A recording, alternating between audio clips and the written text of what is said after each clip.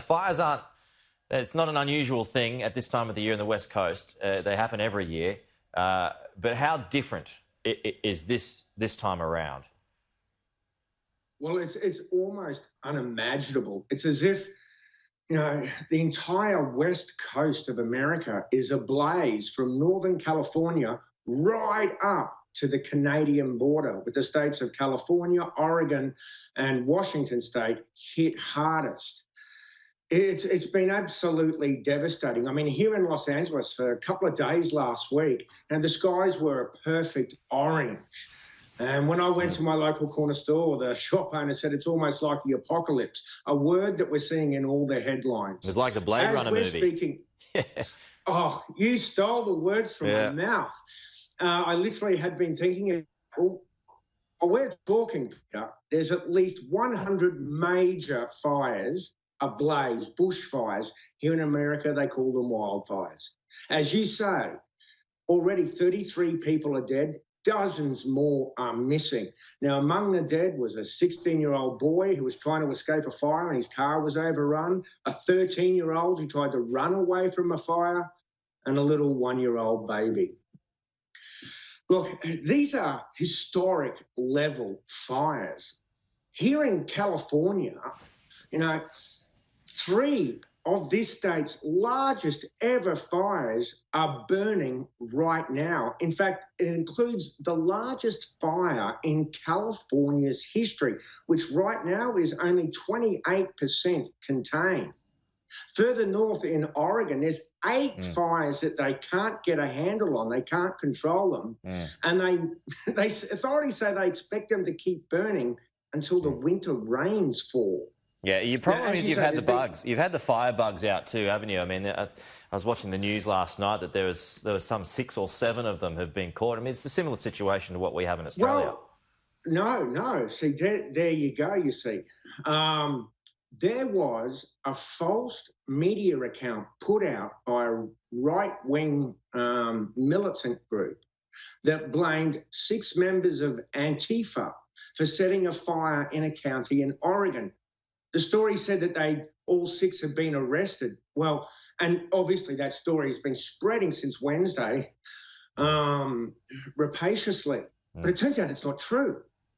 The local authorities have asked people to stop calling the police and 000 or here 911 asking for details because it simply didn't happen. And it turns out when they trace the source of the hoax, it goes back to one of these hardcore militant groups.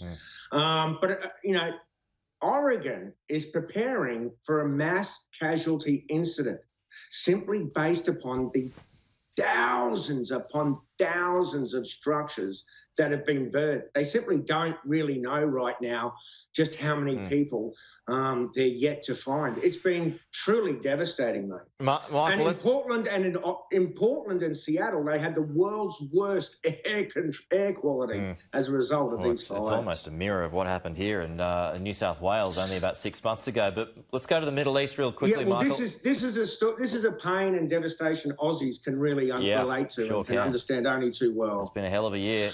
Michael, Bahrain, it's become the latest Arab country to agree to normalise its relationship with Israel.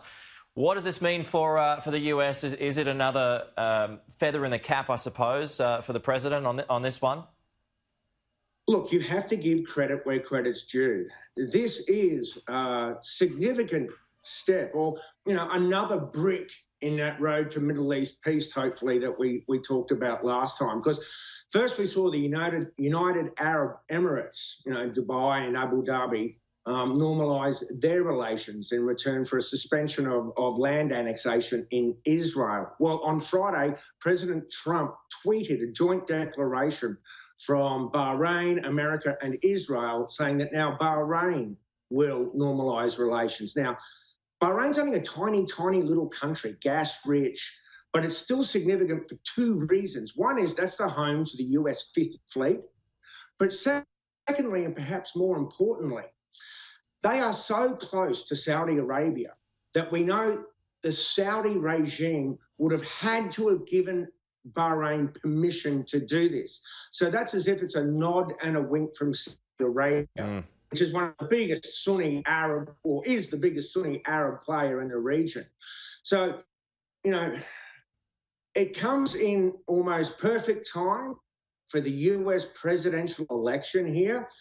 Yet, you know, sadly, that's not going to move the needle, I think, with any swing voters. Everyone's more worried about their bread and butter issues and the pandemic than they will be with a reasonable Middle East success like this. Oh, there's no doubt he'll claim it, though. I mean, he's got to use that in terms of foreign policy, but I think you're right. It comes down to two issues, law and order and the pandemic. That's I think, how this election is going to be won or lost, I would have thought. Yeah, well, the economy is obviously up there, and in most of the polling, President Trump is still just ahead of Joe Biden, his rival, on the economy. But that's the only issue where President Trump is ahead, on race, on the pandemic, on he needs that vaccine. I wonder how